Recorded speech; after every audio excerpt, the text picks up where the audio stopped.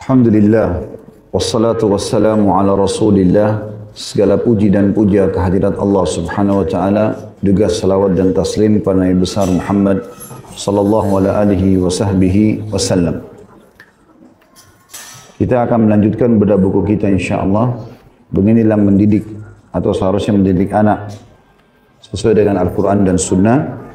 Dan kita akan masuk pada pagi ini materi pendidikan yang ketiga dari rukun Islam, yaitu puasa Ramadan. Puasa sebagaimana saya bahasakan di banyak pengajian teman-teman sekalian, jangan dianggap sebagai sebuah beban. Tapi puasa itu justru kalau bahasa supaya mudah difahami ya, itu servis badan. Jadi seperti kalau mobil, motor, ya kita masukkan ke bengkel, gimana sih dia pada saat habis diservis, suaranya jadi halus, enak dipakai gitu ya. Maka seperti itu kurang lebih Ramadan itu servis badan. Setelah 11 bulan Bapak Ibu menggunakan badan ini non-stop. Ya kita makan pedas, manis, asin, panas, dingin, segala macam. Karena kita biasa di Indonesia makan bakso panas, habis itu minum setelahnya es campur dingin. Nah, itu udah biasa. Secara medis pun sebenarnya masalah ini. Giginya habis kena panas, kena dingin. Tapi kan kebiasaan kita pakai seperti itu misalnya. Atau mungkin kita tidak tahu makanan ini higienis atau tidak. Kita main beli di pinggir jalan segala macam. Kita nggak tahu dia pakai air yang bersih kah atau enggak. Kan badan ini jadi butuh diservis, bercampur baur antara minyak yang berbahaya bagi tubuh atau kotoran atau bakteri. Nah puasa itu sebenarnya fungsinya untuk itu. Jadi kita stopin sekarang makan dan minum dari pagi sampai malam. Malam pun buka puasanya kita dianjurkan hikmah syar'inya tidak boleh banyak makan. Boleh makan tapi jangan kagetin. Dan Allah telah membuat kita pada saat buka puasa walaupun seharian nggak makan, kita nggak bisa makan banyak. Yang ini. Dan Nabi SAW mengatakan sebaik-baik makanan kalian pada saat berbuka adalah kurma. Sebaik-baik makanan kalian pada saat sahur adalah kurma. Nabi nggak bilang daging, ayam kah, ikan. Nah, Nabi bilang kurma. Kok kenapa kurma gitu kan? Supaya kita terapi diri kita, fokus ke makanan-makanan yang sehat sekarang. Terutama kurma ini karena memang penelitian membuktikan satu butir kurma akan memenuhi 6% dari kebutuhan harian kita. Jadi kalau kita 6% ya, kalau kita makan kurang lebih 20 butir kurma itu, atau 15 butir sampai 20 butir, kita sudah penuhi semua hajat kita seharian. Nah kita rasa kalau kita buka puasa makan 3 butir kurma udah kenyang rasanya. Nah, memang dia sangat bermanfaat dan dia memenuhi kebutuhan kita. Semua kandungan yang dibutuhkan dalam bentuk nutrisi buat tubuh ada pada kurma. Itu saya pernah ikutin penelitiannya sendiri. Disurvei oleh beberapa dokter, diantaranya ada Dr. Abdul Daim dari Mesir.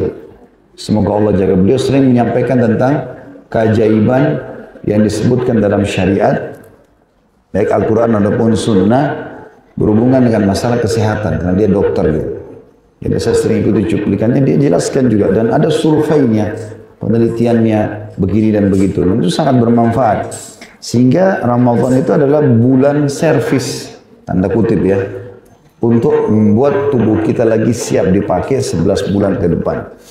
Rasa nggak teman-teman pada saat selesai Ramadan, pas Idul Fitri, terus kita bertamu ke rumah orang, seperti biasa kita silaturahim, baru makan sepiring, udah kenyang rasanya. Mungkin sebelum Ramadan, kita bertamu ke rumah orang, atau kita bahkan atur makan pagi, makan siang, makan malam, kadang-kadang masih lapar gitu. Karena memang tubuhnya itu atau perutnya sudah mulai diservis kembali. Ya, maksudnya jadi bagus lagi. Jangan dirusak. Karena memang itu penting untuk dijaga. Dan Nabi SAW mengatakan tidak ada wadah yang paling buruk yang diisi oleh manusia dibandingkan perutnya. Karena selalu yang diisi itu terus. Secara medis pun kita malam dilarang makan misalnya. Supaya membiarkan tubuh itu mengelola makanan yang kita konsumsi dan minuman dari pagi sampai sore.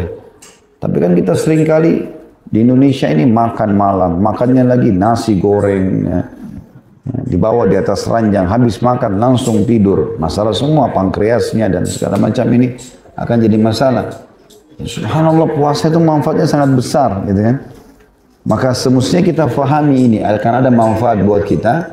Selain daripada memang yang harus kita lebih titik beratkan keutamaannya, fadilahnya, keutamaan daripada puasa sendiri, dan banyak sekali keutamaan. Di antaranya akan kita sebutkan insya Allah dalam bahasan kita pada hari ini. Jadi Bapak Ibu fahami dulu ini supaya mudah diajarkan kepada anak-anak. Dan saya sudah bilang ya, usahakan ajar anak-anak puasa penuh, bukan puasa setengah hari. Karena nggak ada dalam Islam puasa setengah hari itu nggak ada.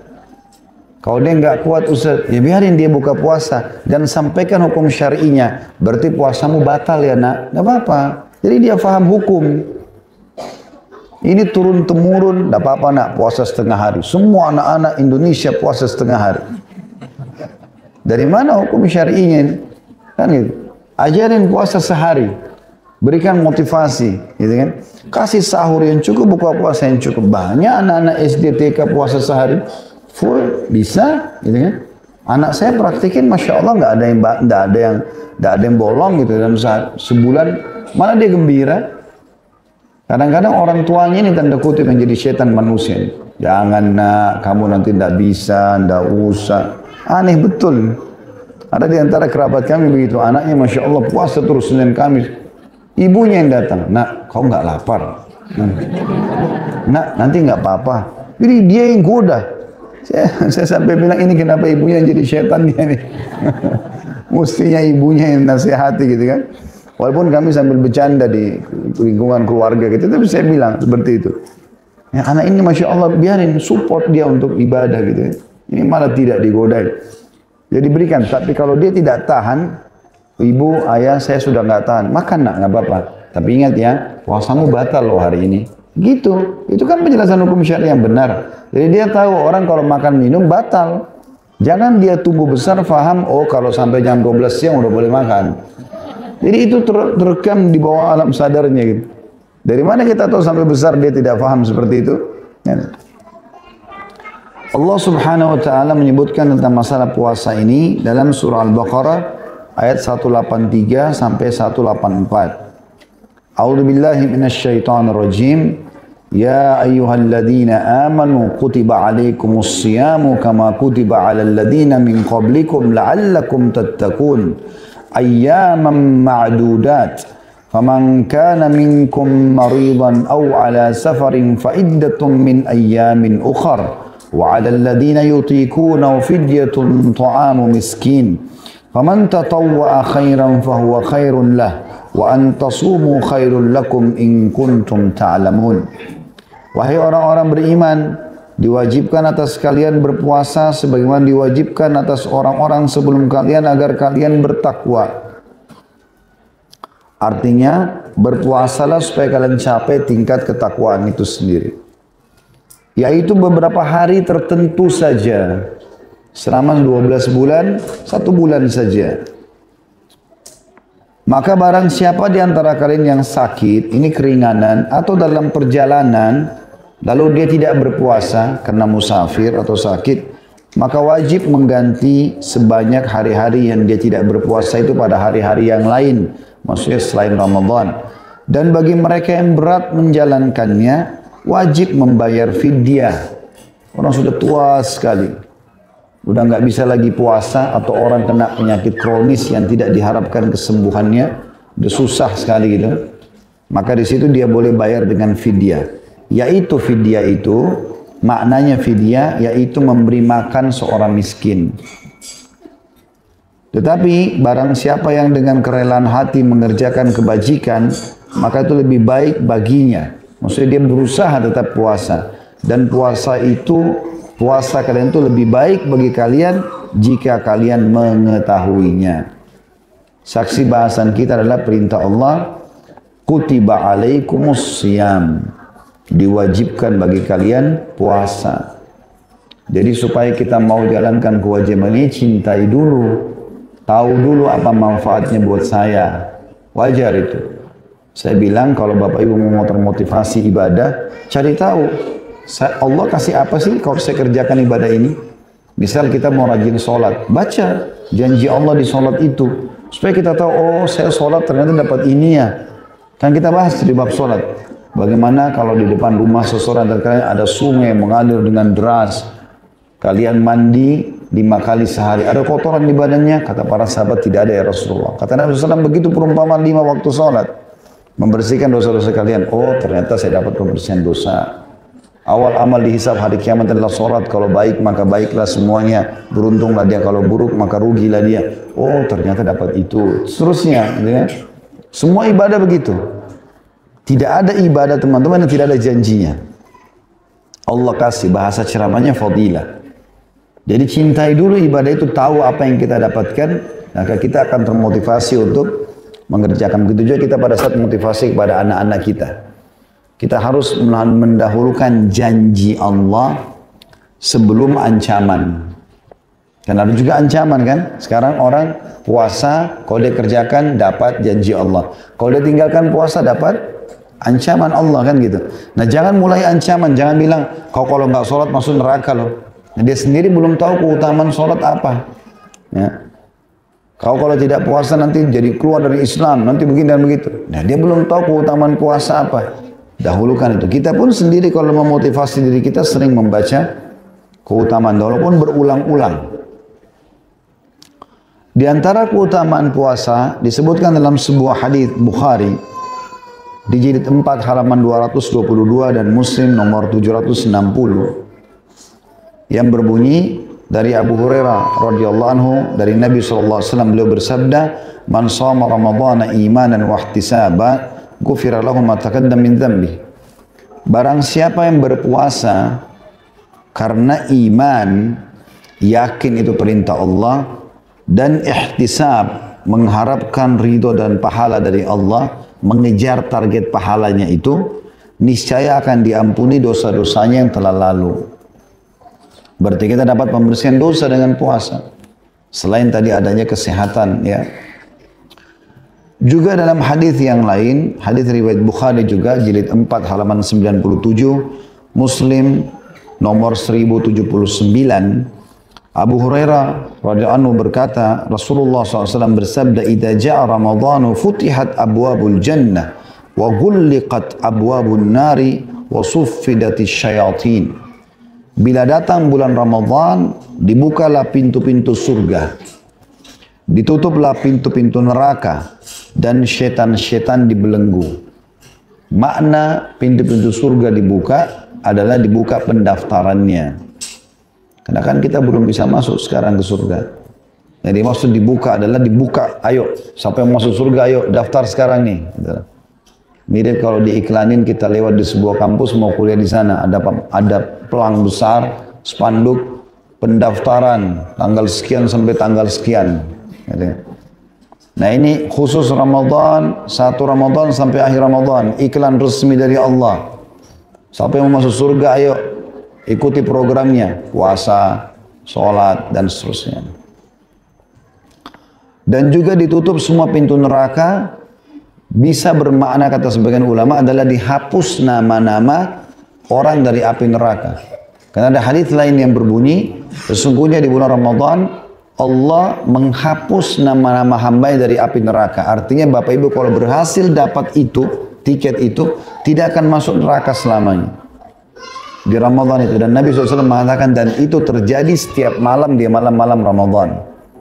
Itu makna pintu-pintu neraka ditutup. Artinya akan dihapus. Karena kita semua ini, semua kita teman-teman, ada tempatnya di surga, ada tempatnya di neraka. Sampai nanti kita meninggal, baru ditentukan tempatnya kemana. Karena kan kita bisa meninggal dalam keadaan beriman, bisa meninggal dalam keadaan kafir. Ada orang luar biasa ibadahnya sampai terakhir murtad. Bisa saja. Ada orang pernah begitu. Dia jadi sahabat Nabi, bahkan penulis wahyu. Ahli ibadah. Murtad. Meninggal. Sampai waktu Nabi SAW lewat di depan 3 orang sahabat, salah satunya orang ini Nabi mengatakan, salah seorang dari kalian akan jadi penghuni neraka. Ya. Dan kalau tidak salah gigi gerahmnya akan lebih besar daripada gunung Uhud. Nah, maka sahabat itu ternyata memang dia ditawarkan oleh Musailimah al-Kadzdzab. orang yang mengaku nabi palsu di akhir hidupnya Nabi SAW, dia ditawarkan untuk jadi menterinya lah istilahnya, jadi pengawalnya dan dikasih apapun yang dia mau, dia terima. Maka dia berbohong gitu kan. Dia mengatakan Muhammad Rasulullah, ya, juga Musailimah Rasulullah, supaya pengikutnya Musailimah tetap ada. Ini masuk neraka. Kita tidak tahu akhir hidupnya orang. Nah, pada saat dia meninggal dalam keadaan beriman, dia masuk surganya. Pada saat dia meninggal dalam keadaan kufur, dia masuk ke dalam nerakanya. Kalau seseorang meninggal dalam keadaan banyak dosa, wa na'udzubillah, tidak sempat taubat, kalau dia harus masuk neraka, dia masuk nerakanya dulu, setelah bersih baru masuk ke dalam surganya. Gitu. Nah, ada istilah penghapusan nama dari neraka. Karena kan kita semua punya tempat di neraka sekarang. Ramadan itu termasuk penghapusan nama. Jadi tidak ada nama lagi kita di sana. Tempat kita sudah nggak ada. Kita tinggal masuk ke dalam surga. Itu makna daripada salah satu makna, dan ditutup pintu-pintu neraka. Dan juga semua syaitan dibelenggu. Makna belenggu, leher, bagian leher diikat, bagian dua tangan dan kaki juga diikat. Dibelenggu. Ini cara yang paling efektif membelenggu atau mengikat orang supaya tidak bisa bergerak. Kalau lehernya dipasang besi, diikat sama rantai, tangan kakinya diikat, sudah nggak bisa bergerak. Mau kemana dia? Kalau cuma tangan sama kaki, kepalanya masih bisa ngoleh sana sini. Ini nggak bisa lagi. Dibelenggu artinya tidak bisa bergerak. Tapi ingat, tetap masih bisa ngomong orang yang dibelenggu. Tetap masih bisa melihat. Jadi kalau ada yang bilang, kok Ramadan Ustaz masih ada orang buat dosa? Ya iya, itu berarti menandakan kelemahan iman yang luar biasa. Karena syaitan nggak gunakan tangan sama kaki pun bisa goda dia gitu. Nah, ada memang orang subhanallah sahibnya syaitan itu. Temannya syaitan. Syaitan nggak usah goda. Azan, dengar nggak? Dengar dia nggak sholat. Syaitan, oh ini memang CS saya. Teman. Jadi syaitan hanya goda orang yang mau sholat. Makanya kata Nabi SAW, kalau terdengar azan, syaitan lari sambil mengeluarkan angin. Ya. Mencari tempat yang tidak terdengar azan. Kemudian dia akan kembali setelah itu antara azan iqamah untuk menggoda orang yang mau sholat. Yang nggak mau sholat nggak digoda lagi, sudah temannya syaitan sholat. Kemudian kalau diiqamahkan sholat dia lari lagi. Setelah itu dia akan kembali menggoda orang yang sedang sholat. Memang yang digoda orang yang mau mengerjakan. Yang tidak mau sudah temannya syaitan. Di dunia berteman, di akhirat pun sama-sama di neraka. Na'udzubillah. Nah di sini dibelenggunya bermanfaat sekali bagi orang-orang yang beriman, karena sudah tidak ada sama sekali bisikan lagi, gangguan. Mereka akan semangat melakukan ibadah-ibadah. Makanya Ramadan banyak orang jadi baik, gitu kan? Seperti itulah. Hadis yang lain dari Abu Sa'id Al-Khudri radhiyallahu anhu bahwa Rasulullah SAW bersabda, "Ma min 'abdin yasumu yawman fi sabilillah illa ba'adallahu bidzalikal yawmi wajhahu 'anil nari 70 kharifa." Tidaklah seorang hamba berpuasa sehari saja di jalan Allah, melainkan Allah akan jauhkan wajahnya dari neraka disebabkan hari tersebut sejauh 70 tahun. Riwayat Bukhari jilid 6 halaman 35, Muslim nomor 1153. Ini kalau hadis ini lebih umum ya. Masuk puasa Ramadan, masuk puasa wajib, masuk juga puasa sunnah. Puasa apapun yang teman-teman lakukan, kayak hari ini misalnya Anda puasa Kamis, Masya Allah, maka puasa ini juga sama. Sehari ini bisa menjauhkan dari api neraka 70 tahun. Asal dilakukan ikhlas karena Allah subhanahu wa ta'ala. Itu kalau puasa sunnah, puasa wajib lebih pantas untuk mendapatkan keutamaan ini ya. Tapi tadi kan hadis-hadis sebelumnya lebih fokus ke puasa Ramadan. Nah kalau ini lebih umum hadis yang baru kita bacakan. Kemudian hadis selanjutnya tentang keutamaan juga masalah puasa dari Sahal bin Sa'ad radhiyallahu anhu dari Nabi SAW beliau bersabda, "Inna fil jannati baban yuqalu lahu ar-rayyan yadkhulu minhu as-sa'imuna yawmal qiyamah la yadkhulu ahadun minhu ghairuhum yuqalu ayna as-sa'imun fayaqumun la yadkhulu ahadun ghairuhum fa idza dakhalu ughliq falam yadkhul minhu ahad." Sesungguhnya di surga ada sebuah pintu yang bernama Ar-Rayyan yang akan dimasuki oleh orang-orang yang berpuasa pada hari kiamat, di mana tidak ada seorang pun yang memasukinya selain mereka. Dikatakan, di manakah orang-orang yang berpuasa. Mereka pun berdiri, tidak ada seorang pun yang memasukinya selain mereka. Ketika mereka telah memasukinya, lalu pintu ditutup, maka tidak ada lagi seorang pun yang masuk melaluinya. Hadis ini riwayat Bukhari jadi tempat halaman 95, Imam Muslim nomor 1152. Ya. Yang dimaksud dengan pintu khusus puasa, ini dirincikan dengan hadis yang lain ya.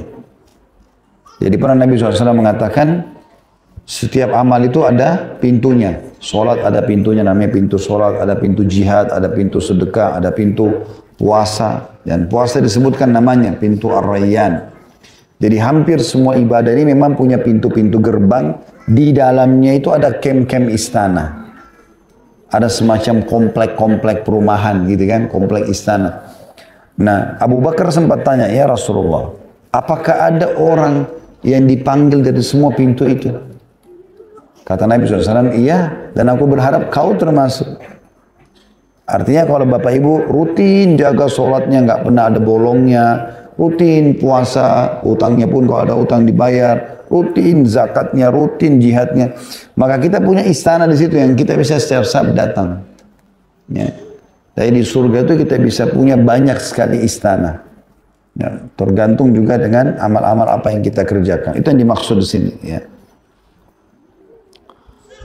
Kata beliau, mulai menjelaskan setelah dalil-dalil tadi Al-Quran dan Sunnah, puasa adalah ibadah rohani dan jasmani.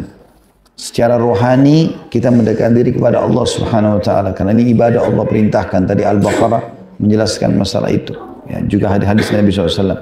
Juga secara jasmani sudah kita jelaskan tadi di awal, bagaimana sehatnya orang yang puasa karena dia ya sudah menyervis dirinya, tanda kutip di sini, supaya jauh lebih sehat, ya, jauh lebih mengontrol makanan dan minuman yang masuk ke dalam tubuhnya.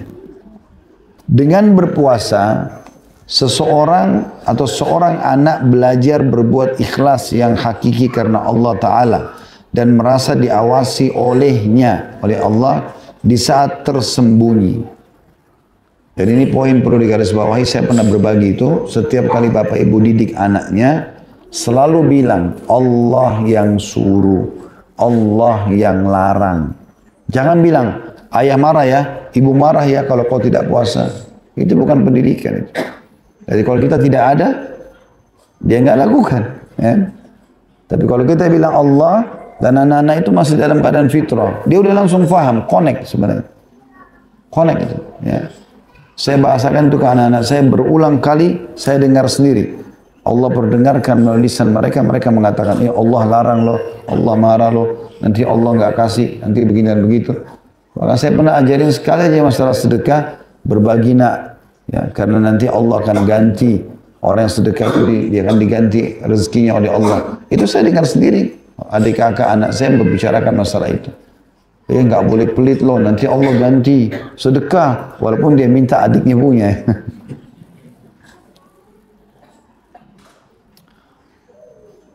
Jadi puasa akan melatih ikhlas yang hakiki. Apalagi kalau kita tanamkan itu Allah yang perintahkan, maka dia menahan lapar, menahan haus karena Allah. Ini ikhlas yang hakiki. Di samping melatih keinginan seorang anak untuk menjauhi makan meskipun lapar, menjauhi minum meskipun haus, juga memperkuat kemampuan seorang anak untuk mengekang dorongan hawa nafsu dan keinginannya, serta membuat seorang anak terlatih untuk bersikap sabar dan kuat. Jadi banyak pelajaran yang bisa diambil secara ilmu dan kehidupan sosial dari puasa itu sendiri. Para sahabat ridwanullahi alaihim, sahabat Nabi SAW, mereka pun ya, telah mendidik anak-anaknya untuk melakukan ibadah puasa. Segolongan kaum salaf seperti Ibnu Sirin, ini namanya Muhammad bin Sirin, seorang ulama tabi'in, Az-Zuhri, juga nama orang, serta Imam Asy-Syafi'i, suka, ini sebenarnya julukan-julukan Az-Zuhri, Syafi'i ini julukan ya, nama-nama mereka tentunya ada. Kalau tidak salah Zuhri namanya Syihab, ya. Kemudian Imam Syafi'i Muhammad bin Idris, ada nama. Suka menyuruh anak-anak berpuasa untuk melatih mereka bila mereka telah mampu melaksanakannya. Batasnya dari umur 7 tahun dan 10 tahun sebagaimana sholat. Sedangkan Ishaq membuat batasan bahwa batasnya dimulai ketika telah berumur 12 tahun. Namun Ahmad, maksudnya Imam Ahmad rahimahullah, dalam satu riwayat membuat batasan yaitu bila telah berumur 10 tahun. Artinya khilaf di antara ulama kapan kita mulai suruh puasa. Tapi kalau anak sudah mulai mau ikut 5 tahun, 6 tahun pun silahkan. Jadi kan, lakukan itu. Apalagi dia sendiri yang minta ya. Al-Auza'i berkata, bila seorang anak telah mampu berpuasa 3 hari berturut-turut dengan tanpa terasa lemah, maka dia sudah mulai disuruh puasa. Tentu teman-teman kita kasih nutrisi yang cukup ya. Karena anak-anak memang jiwa konsumsi nutrisinya besar. Karena mereka sangat aktif. Bergerak, loncat, main gitu kan. Dan mereka tidak ada beban pikiran, oh nanti kalau saya main nih haus gitu. Lapar, dia nggak ada pekan itu. Maka kita cukupkan insya Allah dengan makan sahur yang cukup, buka puasa yang cukup, insya Allah bisa membantu mereka. Dan motivasi, anak-anak itu lebih suka dimotivasi. Ya, tidak masalah kita untuk sementara karena mereka belum balik. Kalau nanti puasa sehari penuh ibu atau ayah kasih ini ya. Atau nanti akan kalau sebulan penuh akan dapat ini dan itu. Dan termasuk pendidikan anak yang baik teman-teman selalu hubungkan permintaan mereka dengan prestasi. Kalau dia minta motor, dia minta mobil, dia minta baju, dia minta apa saja dia minta, oke, syaratnya. Coba store surah ini misalnya. Syaratnya kamu sholat 5 waktu di masjid. Syaratnya kamu puasa Ramadan sebulan penuh. Dan itu fasilitas masih bergantung pada orang tuanya. Kapan dia langgar, maka tidak dikasih itu. Ditahan sehingga dia selalu termotivasi untuk mengerjakan itu. Dan dikatakan salah seorang ulama yang bermadzhab Maliki berkata, bila anak-anak telah mampu berpuasa, maka mereka harus disuruh puasa. Bila mereka berbuka sebelum waktunya tanpa udzur, maka mereka wajib mengqadha'nya. Ya, ini disebutkan atau dinukil dalam Fathul Bari Syarah Sahih Bukhari.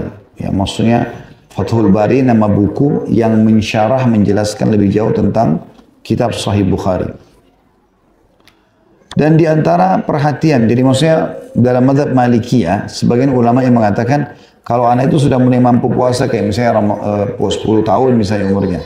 Kapan dia batal? Misal dari 1 bulan dia nggak puasa 3 hari. Wajibkan dia untuk membayar di luar Ramadan supaya dia tahu hukum. Walaupun belum ada taklif, belum ada catatan dosa ataupun pahala buat dia gitu. Dan di antara perhatian para sahabat ridwanullah alaihim terhadap pengajaran puasa kepada anak-anak, mereka membuatkan mainan buat mereka saat mereka berpuasa agar mereka terhibur dengannya sehingga tidak merasakan lamanya siang hari. Jadi selama itu perbuatan-perbuatan mubah lakukan, gitu kan, supaya mereka tidak merasakan waktu yang berlalu. Al-Bukhari dan Muslim meriwayatkan dari Ar-Rubayyi' binti Muawwidh radhiyallahu anha, dia berkata Rasulullah SAW mengirim seseorang pada pagi hari Ashura untuk pergi ke kampung-kampung orang Ansar seraya menyerukan, barang siapa pada pagi hari dalam keadaan berpuasa, maka sempurnakanlah puasanya. Dan barang siapa pada pagi hari dalam keadaan tidak berpuasa, maka berpuasalah pada sisa harinya itu. Maka setelah itu kami berpuasa dan membuat anak-anak berpuasa. Kami pun pergi ke masjid lalu kami buatkan mainan dari ihil. Yang dimaksud dengan ihil adalah, ada foto nomor 35, bulu. Bulu disatukan, dibuat seperti mainan supaya mereka tersibukkan dengan itu. Bila salah seorang di antara mereka ada yang menangis karena meminta makanan, kami pun memberikan makanan itu kepadanya hingga hari menjelang berbuka. Jadi cara bagaimana mereka mendidik anak-anak mereka, gitu kan. Yang dimaksud dengan potongan hadis pada hari Ashura 10 Muharram ini kan puasa sunnah.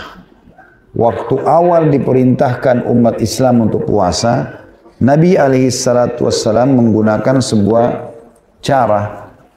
atau menyampaikan kepada para sahabat, siapa yang berpuasa, suruh mutar seseorang, siapa yang berpuasa hari ini, pas hari Ashura, dia niatkan puasanya Ashura. Siapa yang sudah terlanjur makan, karena ini awal turun syariat, maka tetap boleh dia niat puasa walaupun bukan di waktu subuh. Khusus di waktu itu saja. Jangan ditarik hukum ini kepada setiap puasa. Gitu kan? Karena kita kan kalau sudah lewat waktu azan subuh, kita kalau makan lagi ya nggak boleh kecuali lupa. Tapi kalau awal disyariatkan ini, yang dimaksud dengan hadis ini kan Rasulullah SAW mengirim seseorang pada pagi hari Ashura, tanggal 10 Muharram, untuk pergi kampung-kampung orang Ansar, seraya menyerukan barang siapa yang pagi harinya dalam keadaan berpuasa maka sempurnakan puasanya, dan barang siapa pada pagi hari dalam keadaan tidak berpuasa, sudah sempat sarapan, maka berpuasa pada sisa harinya ini. Kenapa disuruh puasa? Karena itu hari pertama disyariatkan puasa itu. Makanya boleh orang langsung terapkan walaupun dia sudah makan pagi. Tapi ini tidak berlaku di puasa-puasa sekarang. Kayak zaman kita sekarang sudah tidak lagi karena sudah tersyariatkan, gitu kan. Tetap berlaku hukum-hukum yang berlaku dalam hadis-hadis yang sahih. Disuruh kita berhenti oleh Nabi SAW makan pada saat terdengar azan subuh. Dan saksi bahasan kita adalah bagaimana para sahabat mengajak anak-anak mereka untuk berpuasa dan disibukkan dengan permainan-permainan yang mubah. Al-Hafidh Ibnu Hajar memberikan komentar, dalam hadis tersebut terdapat hujjah tentang disyariatkannya melatih anak-anak berpuasa sebagaimana sudah disebutkan sebelumnya. Karena anak-anak yang disebutkan dalam hadis ini belum sampai umurnya. Tentunya mereka bukan mukallaf dalam kurung orang yang dikenakan kewajiban. Namun hal itu dilakukan hanya untuk melatih saja. Ya, dan ini disebutkan juga dalam Fathul Bari, Syarah Sahih Bukhari di jilid 5, halaman 104 dan 105. Para sahabat juga mengumpulkan anak-anaknya sambil berdoa kepada Allah Ta'ala ketika hendak berbuka. Karena mengharap ya, dikabulkan doa di waktu yang berkah lagi mustajab itu. Ya, karena memang pada saat orang mau buka puasa itu diijabah doa. Maka latih anak-anak sekalian selain mereka puasa, yuk berdoa nak. Sampaikan hajatmu. Atau kita perdengarkan bentuk doa dalam bahasa Indonesia misalnya. Ya, karena kita di luar sholat bisa pakai bahasa Indonesia. Kita berdoa pada saat menjelang buka puasa, berdengarkan supaya anak tahu, oh ternyata kita harus minta ini dan minta itu. Abu Daud At-Tayalisi meriwayatkan dari Abdullah bin Amr radhiyallahu anhu, dia berkata, aku mendengar Rasulullah SAW bersabda, lis-saimi inda iftarihi da'watun mustajabah. Orang yang berpuasa ketika dia berbuka memiliki doa yang mustajab, ya, memiliki doa yang diijabah. Abdullah bin Amr radhiyallahu anhu menjelang berbuka dia memanggil keluarganya dan anaknya lalu berdoa. Disebutkan oleh At-Tayalisi di nomor 2262, Al-Baihaqi dalam Syu'abul Iman nomor 3907. Hadis tersebut adalah hadis yang dilemahkan oleh Albani tentunya. Tapi ini riwayat diangkat oleh penulis di sini untuk menekankan bahwasanya ada hadis-hadis yang sahih sebelumnya. Riwayat yang disebutkan dalam Bukhari tadi tentang beberapa sahabat memanggil anaknya berdoa menjelang buka puasa. Jadi ini sebenarnya cuma penguatan saja.